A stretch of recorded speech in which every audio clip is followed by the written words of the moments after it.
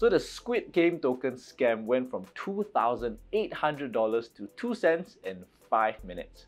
And surprisingly, people are still buying the Squid Game token coin, and I have absolutely no idea why. Personally, I've been scammed for over $18,000 in crypto-related things simply because I did not know better. In fact, I actually went through, university education. I tried to use my own due diligence process to try to figure things out, and yet I was still scammed. So this video is basically the 11 safety tips I wish someone had kind of told me before I started investing in cryptos, and a lot of this could have been prevented. So let's dive right into it. So bear in mind, this video is going to be somewhat controversial, but take the time and slowly think through my points and my arguments, and perhaps some of you who are more experienced, let me know what you think below. What do you think of my points? Are they valid? Are they, good with hindsight? But I assure you, you're going to learn a lot, whether you're new, you have some experience in crypto, by watching this entire video. Before I begin, I want to give a very special shout out to Ledger. Thank you, Ledger, for dropping me this beautiful Ledger Nano S. In fact, I myself was personally about to buy one until I received that email, and ever since I started using it, I've never looked back. Why did I want to buy it in the first place? Well, because I was storing more and more money on my laptop, which holds my private key, which makes me very worried that if anyone managed to put a bug on my laptop, they may be able to steal my private key. So Ledger Nano S is a hardware wallet that stores your private key off of your laptop. So in the event that your laptop disappears, your money is still safe. In the event the laptop is hacked, your money is still safe. So it's beautifully designed.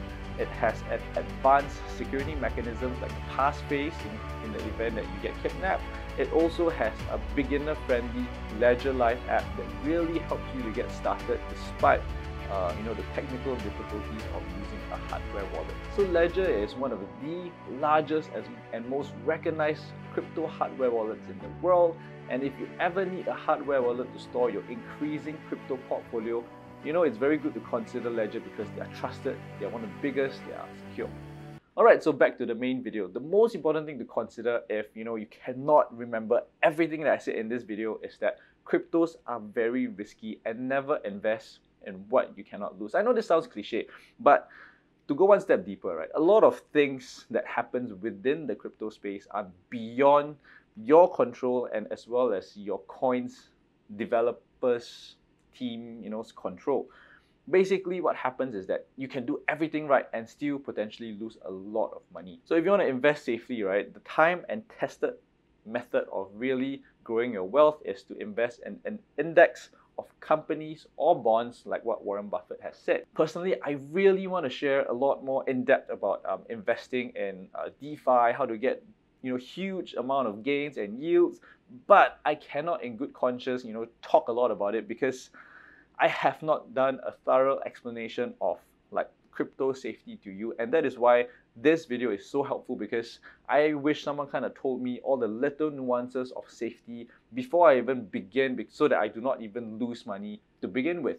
And Warren Buffett once said it is very important, or rule number one is never lose money. So that's why I want to really make sure you know how to keep your money safe so that you don't lose money, not because you invested poorly, but rather it got scammed, it got hacked, it got misplaced because you do not keep it safely. To keep this video organized, because it's going to be quite long, I organized this video into sections. So if you want to make serious money, really just watch this video to digest the different parts of the tips. If you want to skip forward, there's timestamp below. So the first part is general tips on cryptos. The second part is hardware wallet tips, and the third part is DeFi wallet type of tips.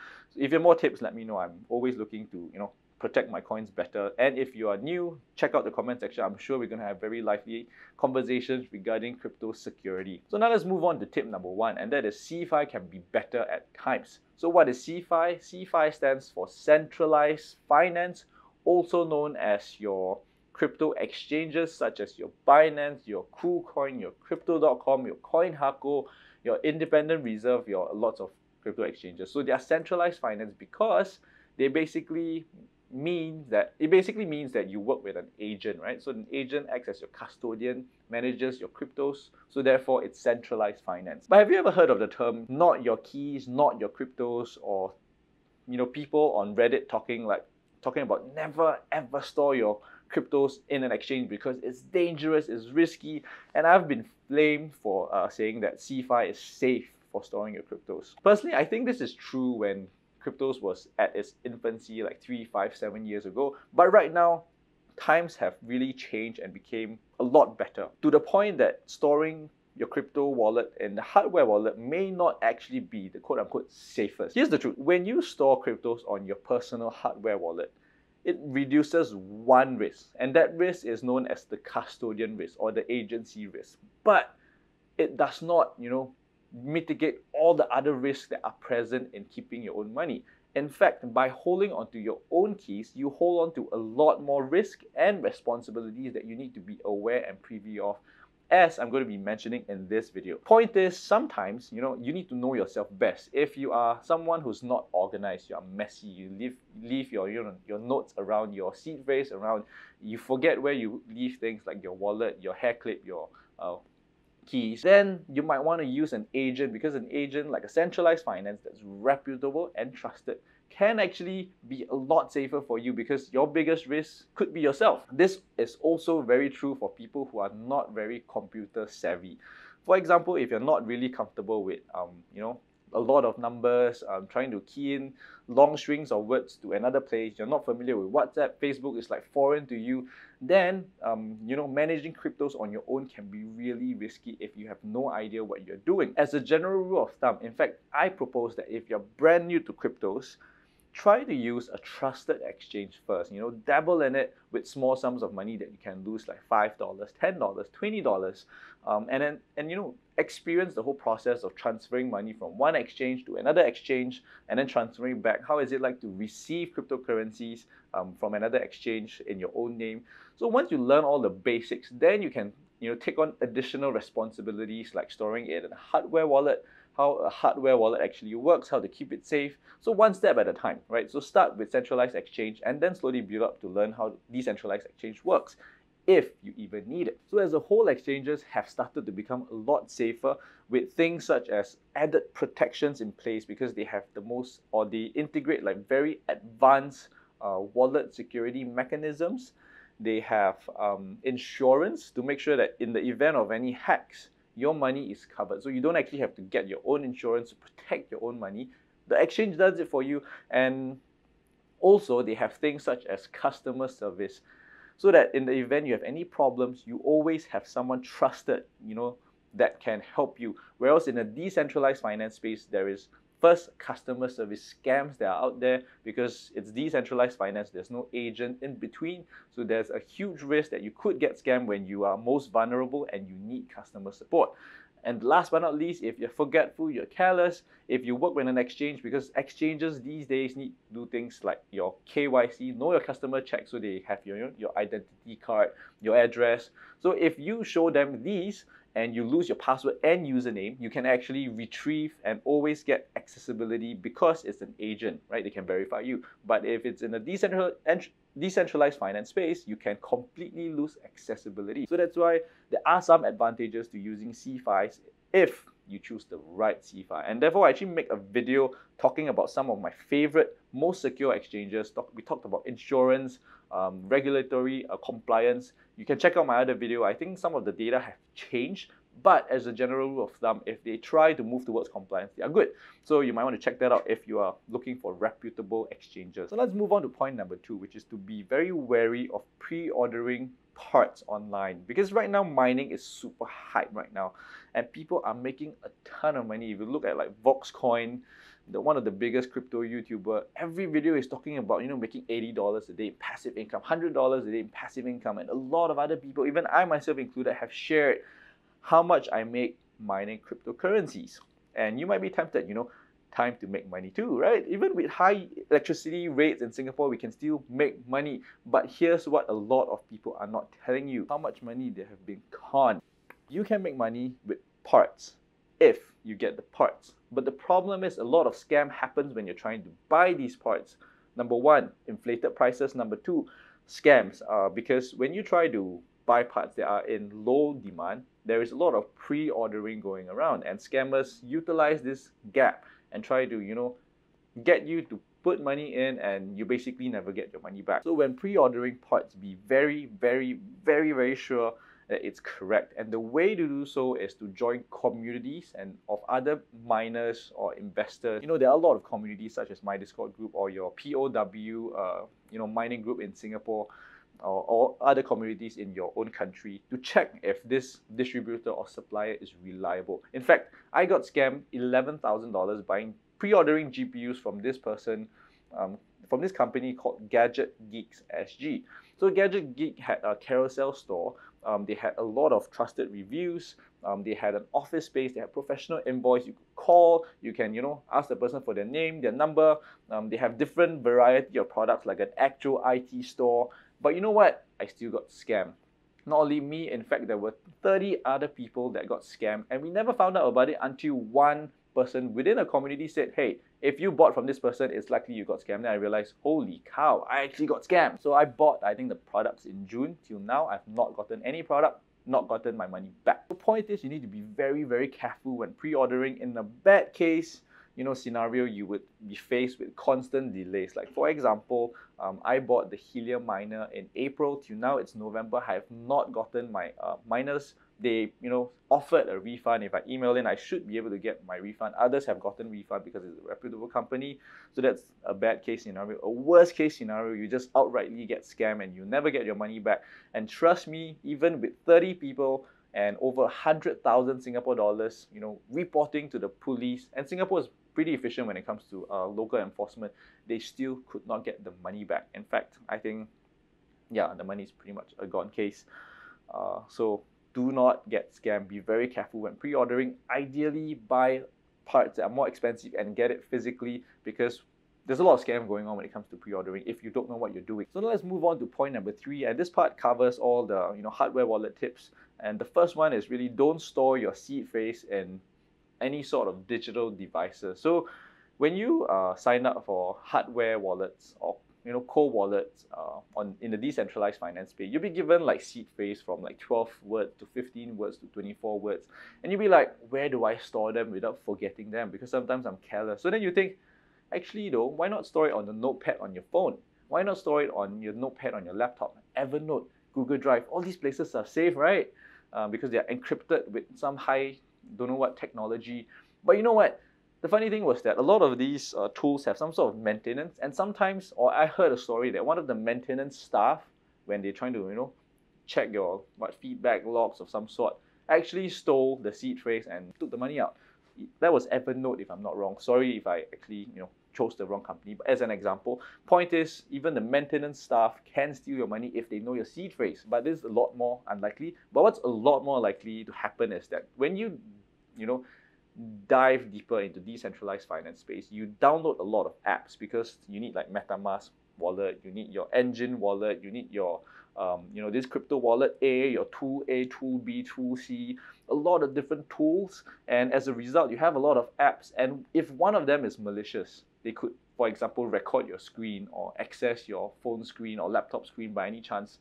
That's it, your crypto wallet inside is going to get hacked. So that's why as a general rule of thumb, store it on pen and paper, like literally on a physical notebook, your seed phrase. So, I mean, some people share tips like you try to encrypt in your own way. Like, I don't know, you write numbers or pages to the Bible and then those words are the actual, seed phrase. You can do that, but you risk forgetting your actual seed phrase. It's too complex. The thing about seed phrase is that when you store it, you'd never see it for like a half a year, 1 year, 2 years or so until you need it. But when you need it, you can't remember, you are kind of in trouble. A good practice that I never knew until I was, I think, 9 or 10 months in and I started to work with Ledger, is that it fades over time. As you can see, my receipt kind of faded after like, this is 2 weeks. So can you imagine you try to store your seed phrase onto a paper?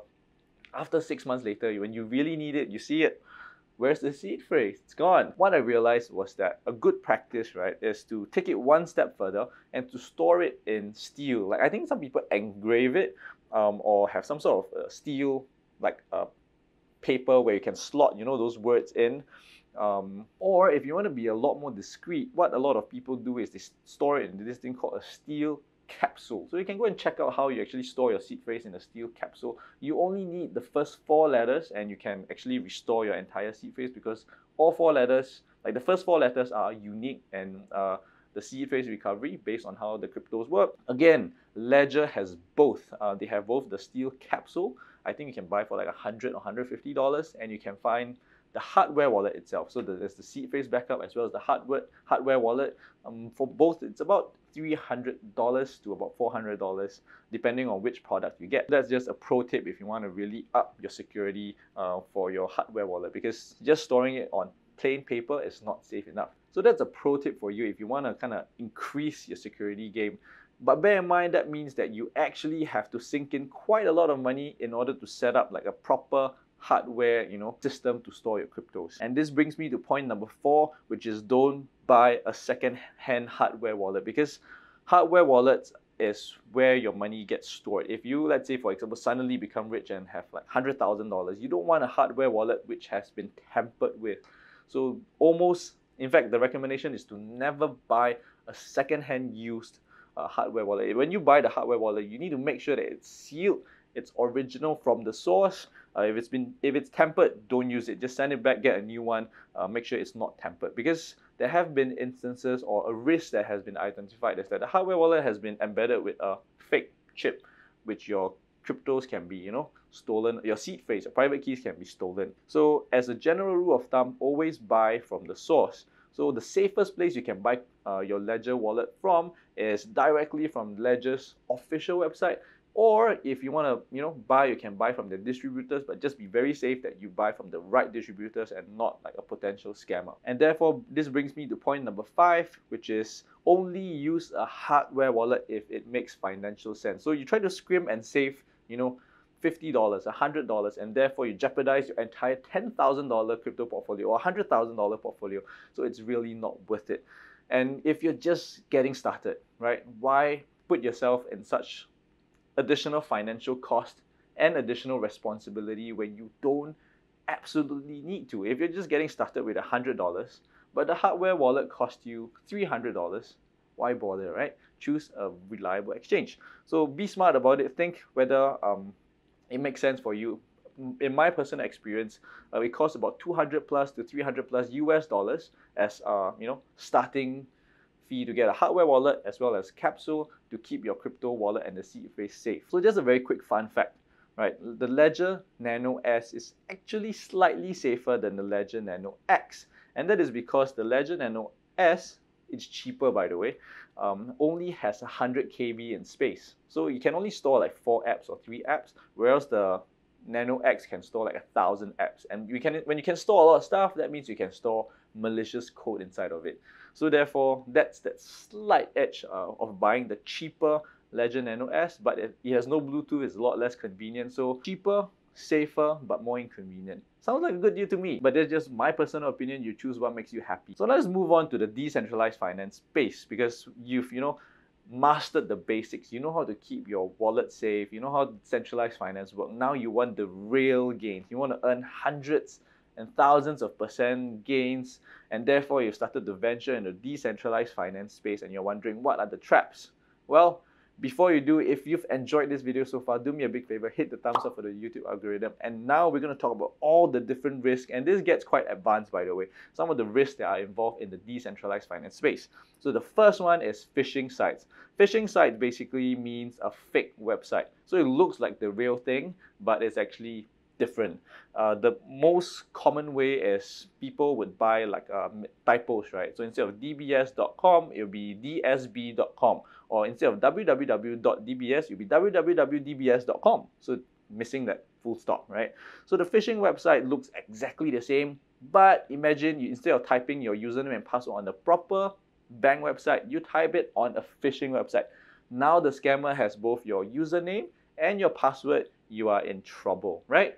But in the crypto world, it's not as obvious. So how it works is that when you interact with decentralized apps, usually what you do is you connect your wallet.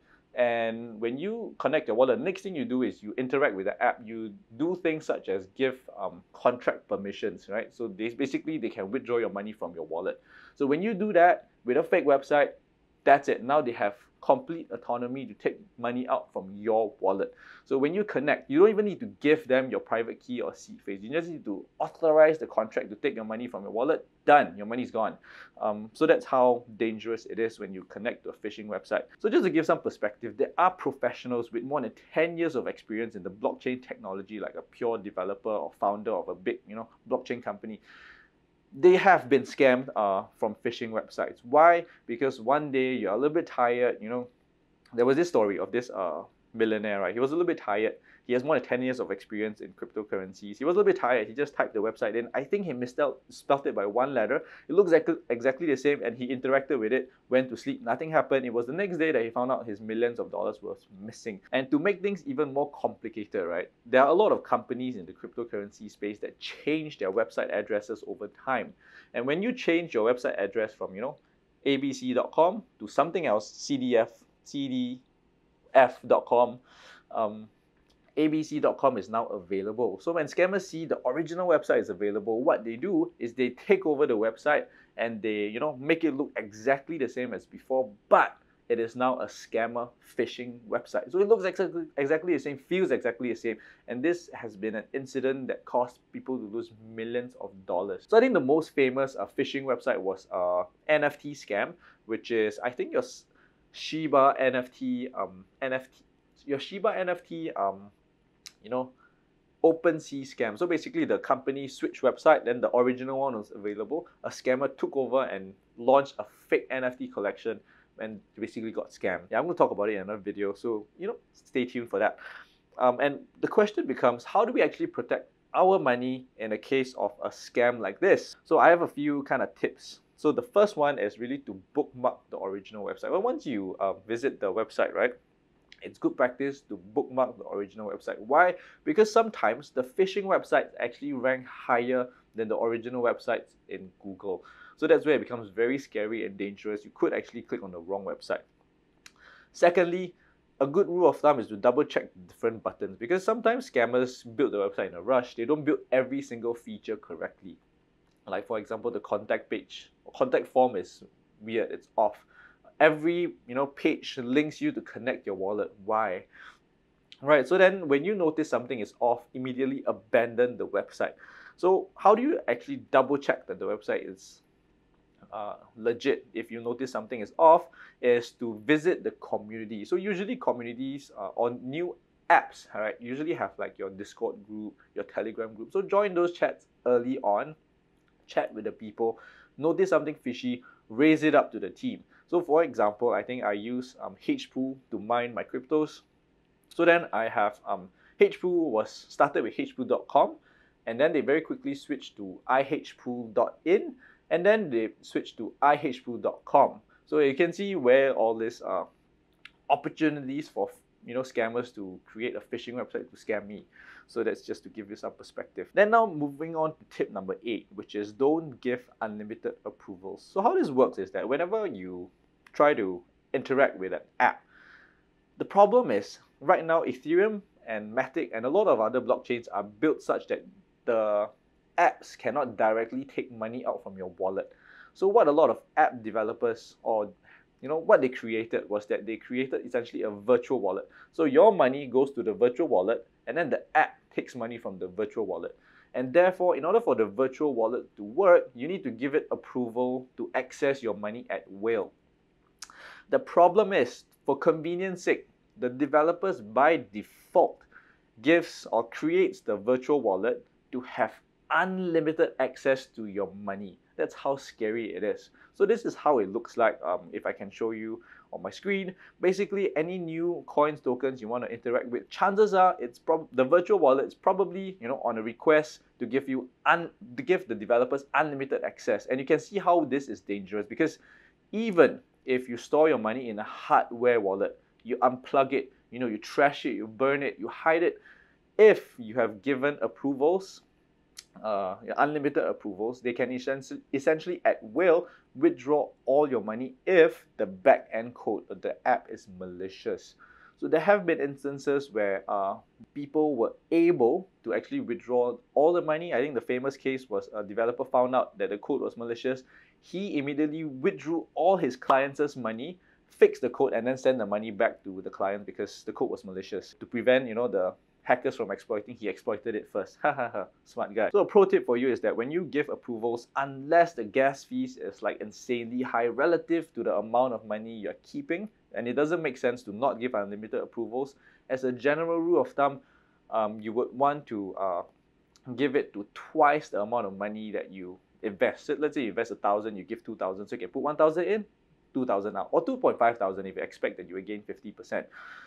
Additionally, if you have given unlimited approvals, there are tools that you can use to try to revoke access. I'm going to link one up over here so that you can see this is for Binance Smart Chain, where you can revoke access to the basically to the contract that you've given unlimited approvals to. So just be aware there's always ways you can backtrack the mistake if you realize the mistake.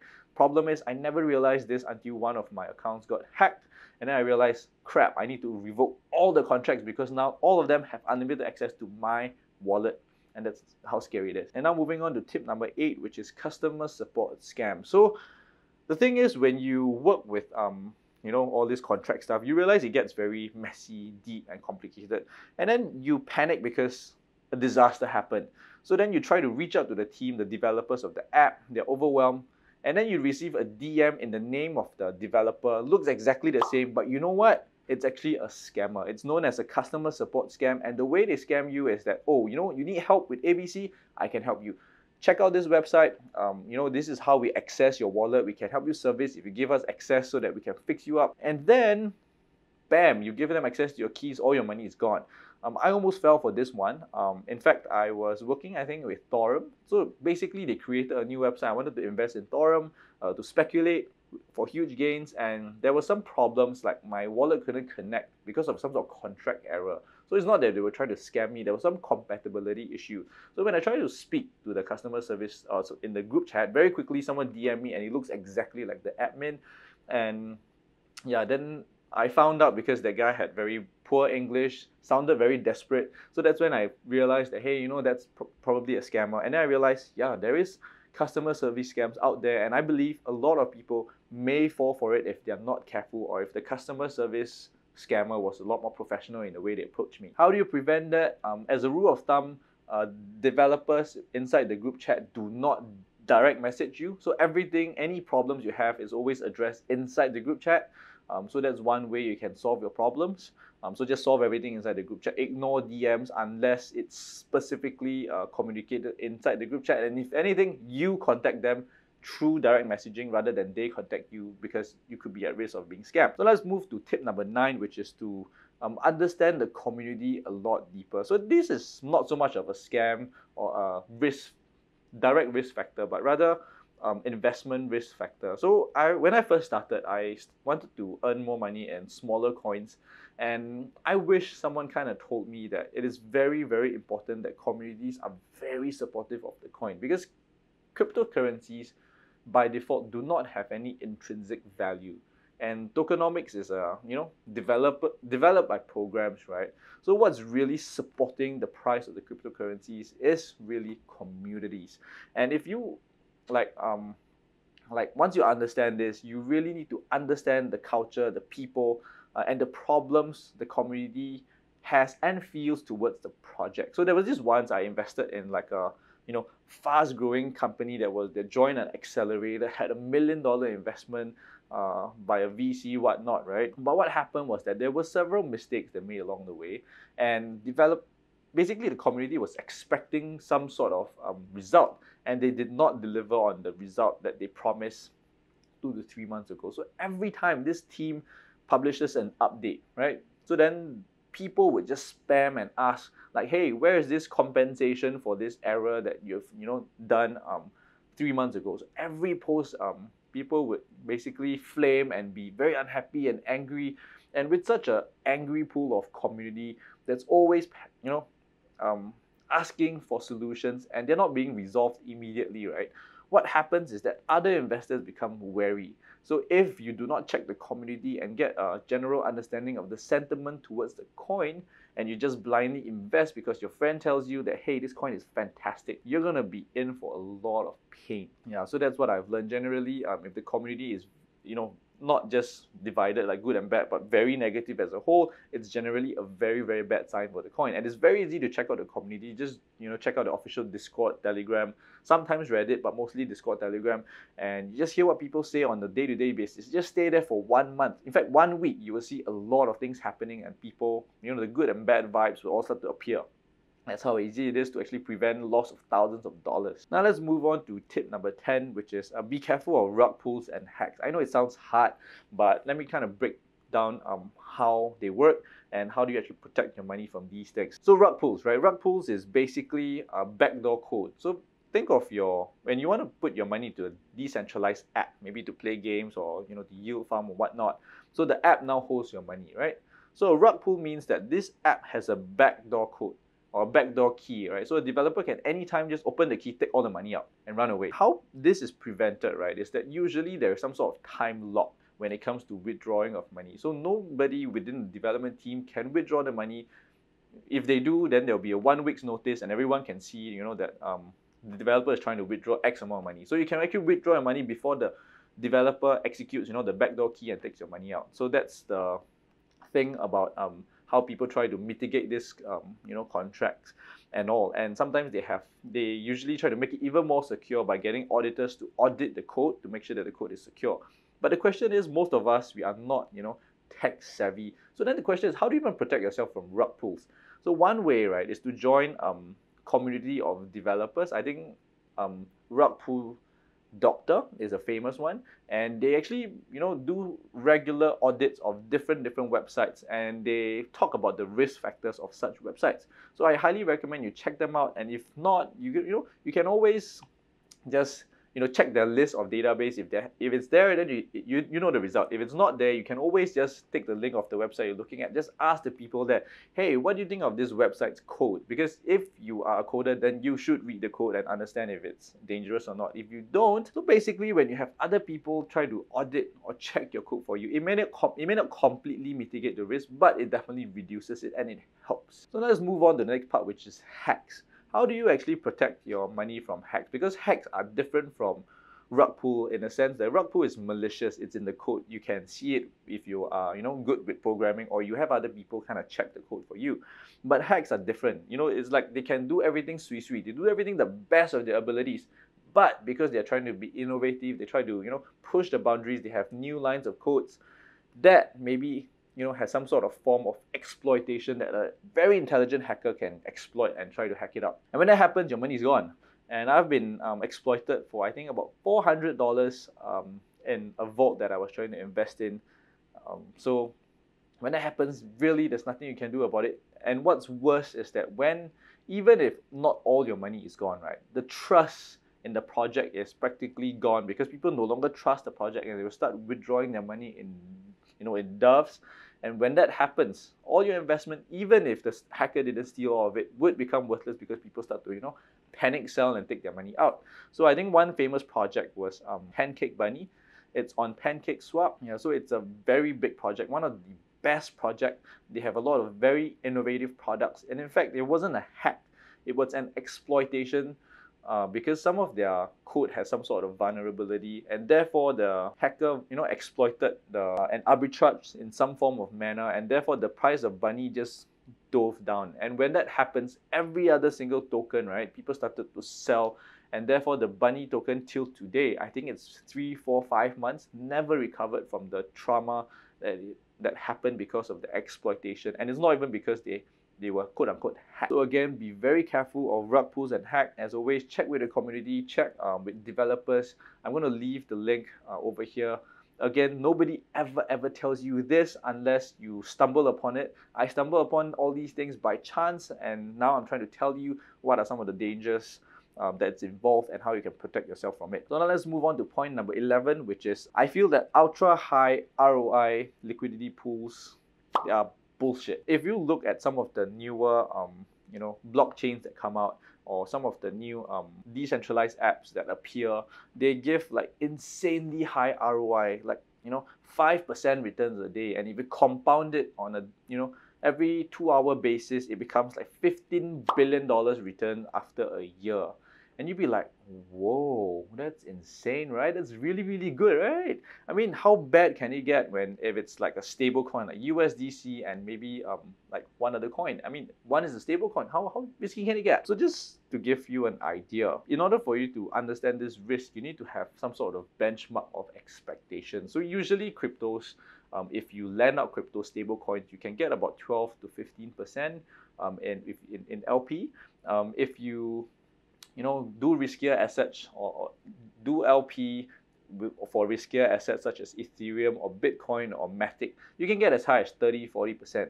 So if the number is ridiculously high, like ultra high kind of figures, you need to be very careful. Why? Because what happens is that a lot of big investors, what they will do is they will farm these coins, right? So then because the emission schedule is very high, what this means is that the supply is increasing at an extremely rapid pace. So if the coin increases rapidly in pace, what do you think is going to happen to the price? It tanks. And why does it tank? Because the big investors that put in like maybe $10 million in got like, I don't know, $1 million of return in like 1 or 2 days, right? So what is he going to do with that $1 million? He's not going to keep it in that coin. He's going to dump it. So he's dump it to bring the coins into safer cryptocurrencies, perhaps like such as Ethereum, Bitcoin. And what happens is that this dApps, right, the actual coins become worthless. So therefore, usually when a new decentralized app appear, they have their own native token. Like in this case, it will be like USDC VVS, right? So my bet is that because of the ultra high emissions, the VVS coin will dive like in price very rapidly, unless the yields dive very rapidly. So that's why usually as a general rule of thumb, be very wary. Don't go and ape into this ultra high LPs hoping to make a killing, because $15 billion return is insane. Even with impermanent loss, you would definitely make way a ton of money, right? That's not true. You in fact probably will lose money because of the high rates, because the big investors will dump, and then who are the ones that are left holding the bags? Usually smaller investors like you and me. So just be very, very careful. In my opinion, I feel that those ultra high liquidity pool ROIs are bullshit, even though they look too good to be true. So just need to have some sort of benchmark to know what's reasonable, what's unreasonable, and how to protect your money. So that's my advice when you want to get started in the decentralized finance space. So that's really what I'm covering in this video. I know it's a lot to take in. If you took, you watched till this part of this video, you are a true warrior, you're a true crypto enthusiast. I applaud you, but I have one big favor to ask. I've talked about so many tips. Personally, out of 9 out of 10 people that I speak to do not know about all these tips until one of their friends suffers a huge financial loss. So if you can do me a big favor, please share this with one of your friends, because you could potentially just save them like thousands of dollars. And this is honestly, sincerely what I wish someone had told me. I know it's long, but it's really the experiences that I've accumulated over this year investing in cryptos and all the research that I've done. Additionally, I'm going to talk about how even NFTs can be fake, right? So I'm going to talk about it in my next video over here. And if not, you can check out what YouTube recommends you. I'm going to talk about DeFi stuff. It's going to be interesting. So check it out over here, or subscribe if you want to get rich through cryptocurrency safely. Okay? Stay safe, and I'll see you next time. Take care, everyone.